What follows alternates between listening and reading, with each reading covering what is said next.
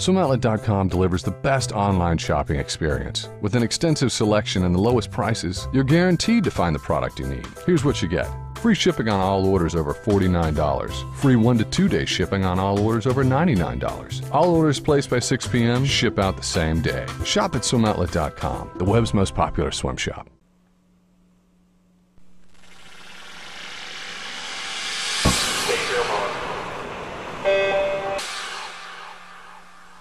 This is the Morning Swim Show for Friday, August 17th, 2012. I'm your host, Tiffany Elias. Today in the Finis Monitor is Nick Thoman, who recently added some pretty impressive hardware to his collection, including a gold and silver medal from the London 2012 Olympic Games. Nick, thanks for joining us. Thanks for having me. So are you still up there on cloud nine, or have you settled back into reality? No, I don't think reality's really set in yet. I've been doing a lot of appearances and interviews and stuff, so I don't really feel like I'm, really home and relaxing yet. So are you traveling all around for those appearances, or tell us a little bit more about that? I had a home media day just a couple miles north of here in Huntersville in North Carolina, and then, I went to the Fox Studios yesterday afternoon, again in Charlotte, and then I actually went and visited a hospital this morning. Wow, well, that's really exciting. Definitely warm welcomes from your state. So you mentioned before this interview that you also went and just got some ink done, which has become tradition for athletes everywhere. So just got those Olympic rings. Congratulations. Thank you very much. All right, where did you get those placed, if you don't mind us asking? I got them on my right shoulder blade here. All right, well, that's great. We look forward to seeing those in some photos, hopefully, if the swimming career continues, which we'll talk about a little bit later. But, all right, so going into London, you had the 100 backstroke, also the relay, the 400 medley relay, and coming out with a gold and silver medal. What are your thoughts on your individual performance? The 100 back was fantastic. I swam my own race, and I swam fast, and I ended up hitting my hand second on the wall, and got that pretty piece of metal that was silver. And thankfully, only Matt beat me, and it was great sharing the podium with him and seeing our national anthem, or hearing our national anthem, and seeing our flag go up on top. Yeah, well, let's talk about that, because in the 100 backstroke, there was so much emphasis put on Matt and his performance at trials, and really the expectation of him following through and taking the gold in London. And then to see U.S. go 1-2, only one other event did the U.S. men do that, and that was in the IM, which we assumed and hoped Lochte and Phelps, commonly referred to as Phelpty, do. But second on the wall, that must have been a tremendous feeling. It was fantastic. I hit the wall, I looked up, I saw 2 next to my name, I looked over, I saw Matt was in number 1, and, I jumped over 2 lane lines and gave him a big old hug. All right, so now moving on to the 400 medley. You swam that event in the morning, and then the United States men came back to win in the finals, which we all saw them presented with their medals.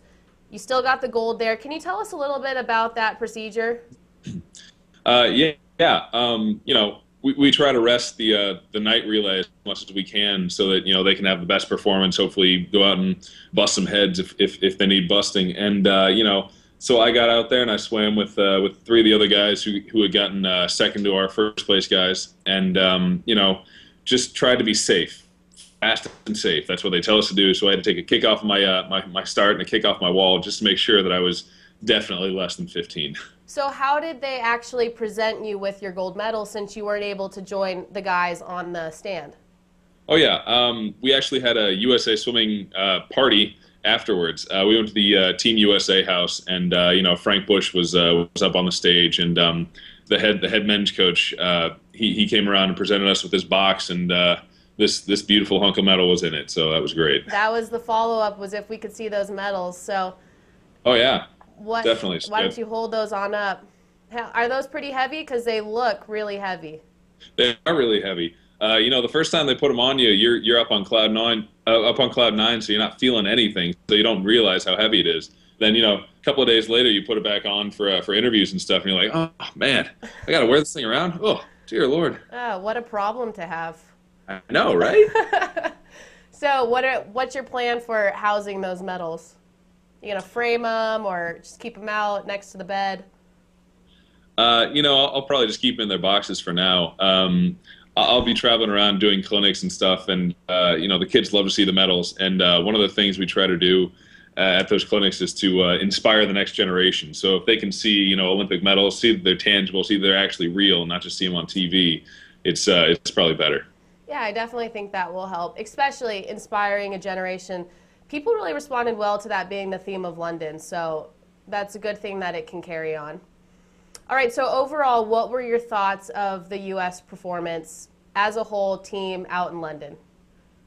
We did amazing. USA Swimming did fantastic, and all the other sports also, they really stepped it up. I mean, there was barely a sport that didn't have the USA in it, and there was barely a sport where USA didn't win a medal. And, in the end of the medal, we ended up on top, and that was just awesome. Yeah, that was great to be a part of as well, being out there in London. So now that you're back in North Carolina and the excitement is slowly coming down, what are your plans post-London? Everybody's anxious to know for a lot of these athletes, including yourself. What's Nick Thoman's plan moving forward? To take about a 2-month break. Wow. I'm going to stay in shape. I'm going to run. I'm going to do yoga. I'm going to do stuff in the weight room, but I'm not really going to touch the water until October. Just give myself a little time to recover, get myself really hungry for it again, and then hit the water, come back and do a couple meets this fall, and see how I feel. And I'm going to keep swimming if I'm having fun and if I'm getting faster. So who knows? Well, and I think that's a big thing, is that you'll still be staying in the water. So that's the big question on everybody's mind. All right, so it's been brought to my attention, just discussing the future moving forward, that you used to actually do some singing back in high school. And you've really become known for that deep voice you have in the swim community. Some have even described it as a mix between Fergie and Jesus. Is there going to be much of a future here in the singing department, as we have seen some other athletes come forward with musical talents? That's not really something I'd really thought about. If the right opportunity presents itself, and if I get some friends who want to do something in a band, who knows, maybe. I have no idea. Perhaps Eugene, maybe. We've had him on the show playing some electric piano and a little singing.